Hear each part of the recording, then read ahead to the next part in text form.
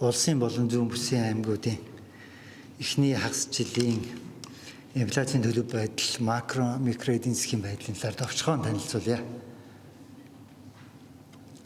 За тэгэхээр Монгол улсын гадаад төлбөр тооцоо эхний хагас жилд нэлээд амжилттай явагдсан. За 2.5 тэрбум долларын ашигтай үйл ажиллагаа явагдсан. Тийм учраас та бүхний цалин хөлсийг одоо нэмэгдүүлэхээр улсын өнгөрсөн оны мөн үеэс 1.9 тэрбум доллараар нэмэгдсэн байна. За үүнтэй холбогдуулаад одоо цалин хөлс нэмэгдэх, тэтгэл тэтгэмж нэмэгдэх арга хэмжээнүүд явагдаж байна. За өөрчлөлтөнд бол тэр онуудаар гарч ирсэн. Ер нь бол 2021, 22 онууд бол хүндхэн байсан эдийн засаг сүүл рүү 24 оноос сэргийх төлөв рүүгээ илүү идэвхтэй явж байгаа. За гадаад нийт экспортын 93% гадаад улстай одоо түүхийд уул уурхайн бүтээгдэхүүн хамрагдж байгаа. Энийг л бид нар одоо өөрчлөх ёстой байгаа. Түүхийд уул уурхайн бүтээгдэхүүний эзэлж байгаа хувийг бууруулад аж үйлдвэрийн бүтээгдэхүүн, хөдөө аж ахуйн бүтээгдэхүүний үйлдвэрлэлийг нэмэгдүүлж чадвал экспорт нөгөө эдийн засгийг солонгорно гэж ярьдаг ийм үзүүлэлт рүү очих ёстой. Энэ бол дутагдaltaй хэвээрээ байгаа.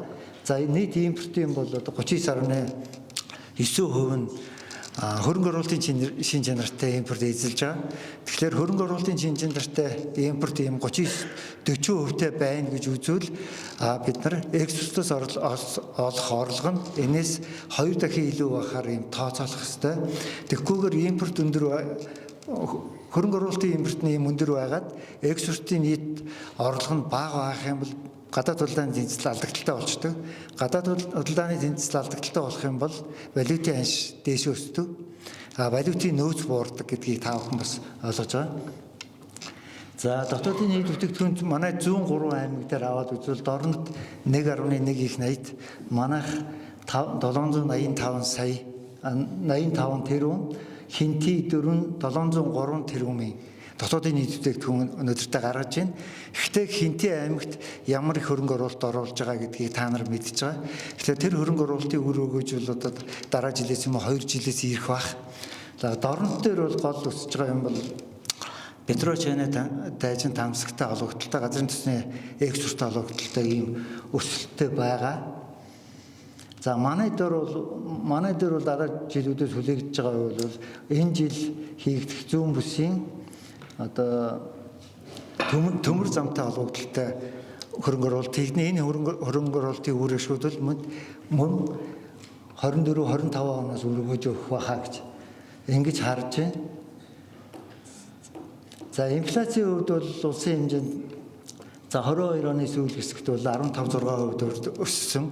Гэхдээ энэ өсөлт нь бол ихэнх голцоо 70% нь экспортын шин чанартай байсан. Өөрөөр хэлбэл Монгол улсын гаднаас авж байгаа нефт, шатах цоцлого материал, урдаас авж байгаа өөр бусад барилгын түүхий, бусад материалаар дамжуулаад 70% өсөлттэй импорт орж иж исэн учраас манай инфляци өндөр хувьтай байсан. За онгорсноос хойш инфляци тогтмол буурж байгаа. Гэхдээ буурж байгаа нь бол Монгол улсын үйлдвэрлэл өсчөөд буурж байгаа биш. Экспортын бүтээгдэхүүний орлого өссөнтэй холбогдуулаад инфляци буурж байгаа. За инфляцийн бууралтыг бол Монгол банк 23 оны эцрүү 11-12%-тай, 24 онд бол зорилттой төлөв буюу 8%-тай тогтмол хувьтай байна гэдэг ийм зорилттой төвшөнд байлгана гэсэн ийм зорилттой байгаа. Гэхдээ одоогийн байдлаар бол энэ зорилттой төвшөнд хүрэх ийм төлөвтэй байгаа. Нөгөө талаас бол сая та бүхэн бас мэдээллийг харж ирсэн мэт эдийн засаг эерэг гарна гэдэг нь өөрөө төсвийн алдагдaltaгүй болохоор инфляцийг өдөөх хүчин зүйлүүд нь буурдаг. Тийм учраас төсвийн алдагдал буурсан учраас бас инфляцийг бол зорилт бүлгэндээ юундаа очно гэж төлөвлөж байгаа. Нөгөө талаас төсвийн байгууллагын ажилтнуудын цалин тэтгэмж өсгөхлөөр инфляц өснө гэсэн хүлээлт эрэлт бас нийгэмд нэлээд байна.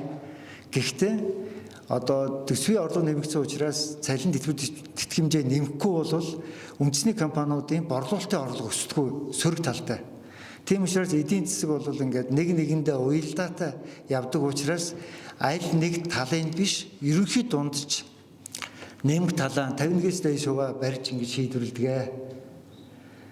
За хэрэглээний үнийн индексүүд улсын дундаж 20% буурсан бол манай аймаг 16% буурсан. Одоо гэхэд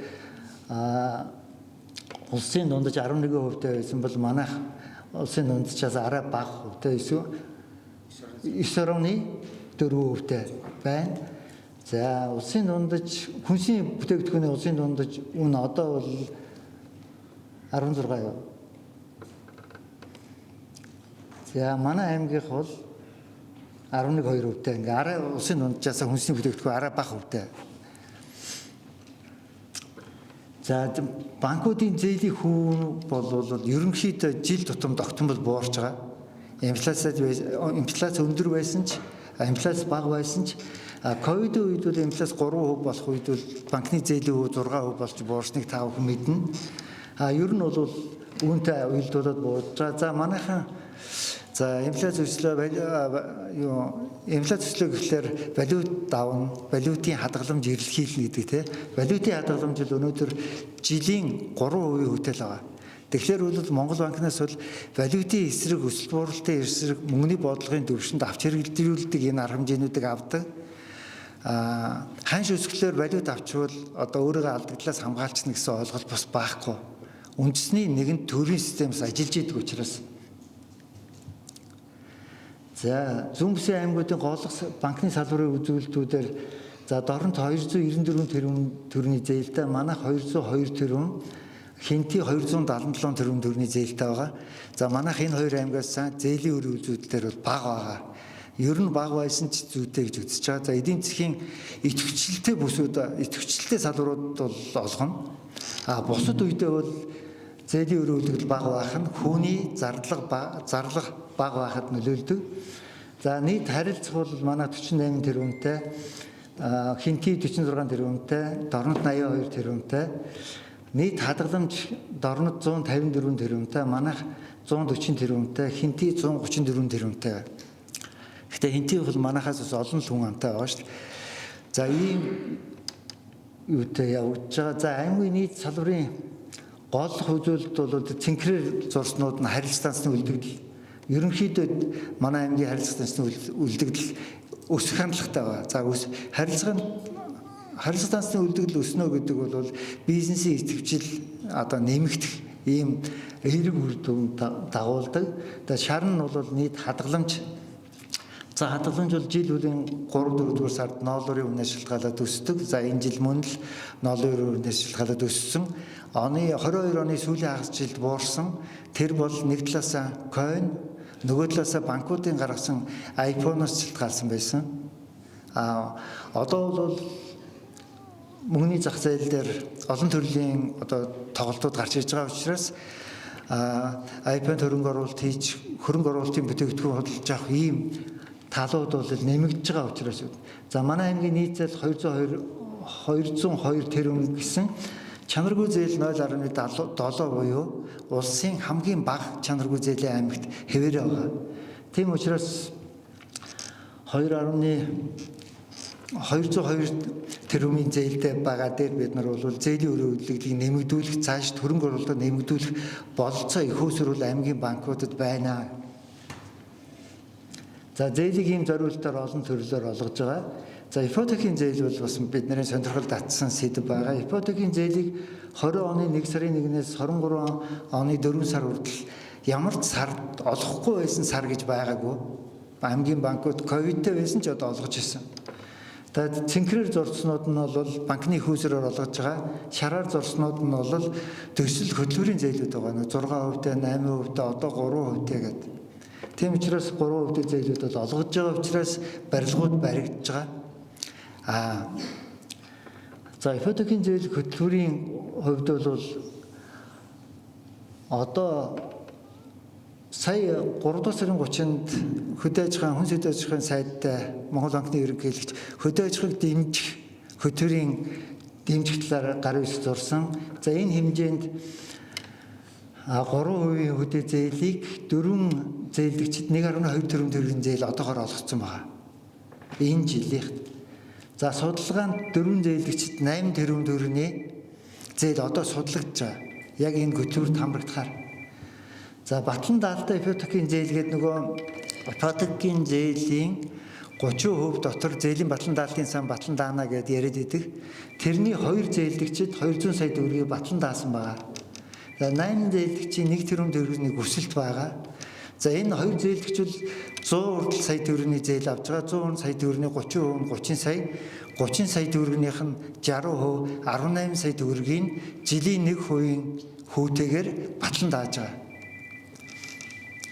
За хөнгөлөлтөө ипотекийн зээлийг Улаанбаатараас шилжиж ирсэн буюу аймаг доктортой оршин сууж байгаа. Анх удаа ипотекийн зээлд хамрагдах хүсэл гаргасан ийм хүнд олгоно гэдэг байгаа. Энд Улаанбаатараас шилжиж ирсэн 2 иргэнд 195.6 сая төгрөгийн хөнгөлөлтөө ипотекийн зээлийг олгоцсон байгаа.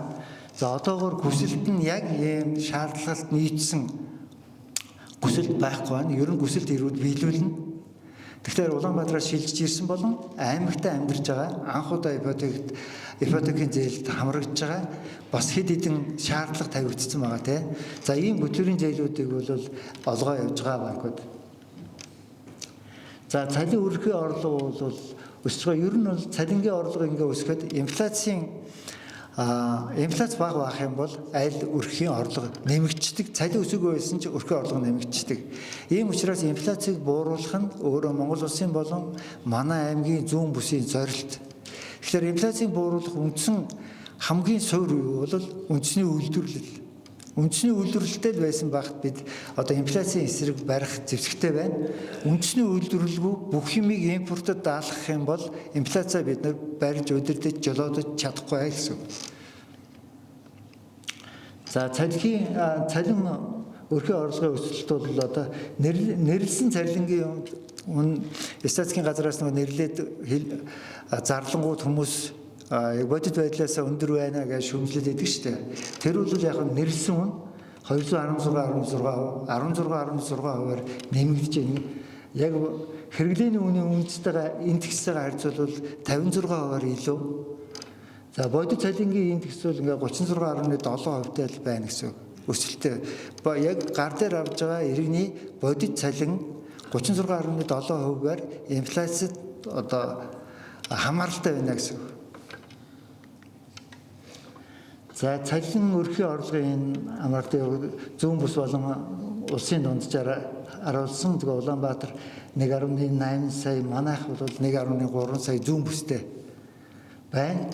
Тэгэхээр энэ дээр түрүүнд би хэлсэн цалин тэтгэврийг нэмэх нь одоо инфляциос өлөөж байна гэж нэг төрлийн шүүмжил гарч байгаа. Гарахаас ч өөр аргагүй. Гэхдээ цалин тэтгэврээ нэмэхгүй бол үндэсний үйлдвэрлэлүүд болон худалдаа үйлчлэгийн эрхлэгчид нь борлуулалт нь буураад улсын эдийн засаг өөрөө бас макро түвшиндээ хүндрэх юм эрсдэл үүсгэдэг. За саяхан бас шуурга болсон. Манай аймгийнхан тэгээд нийлээд хэмжээний мал хорогдсон. Тэгээд ер нь малын индексийн даатгалд бол ийм сумууд илүү идэвхтэй хамрагдсан байдаг юм байна. Хамгийн идэвхтэй нь 22 он бол онгон сум 14%-тай ингээд хамрагдсан байна. Ер нь эрсдлийн эсрэг одоо өмнөө барьдаг эдийн засгийн гол юм бол даатгал төрөл бүрийн. Тэрнээс шүүл банкнаас гаргаж байгаа зээлүүд бол хүний хадгаламжийг аваад өгчдөг учраас дараа нь хөнгөлөлтийг хүлээж авна. Одоо өөр бусад хүн хүлээж авна гэхэд хөндрөлтэй цаана хугацаатай хүний мөнгө байдаг учраас. Тэгэхээр банк бол жуулчлаж байгаа л үргийг үүсгээ явдаг. Дарин хамгийн бага хувьтай гэдэг ингээд байж байгаа. Ингээ анхаарал хандуулсан та бүхэнд баярлалаа.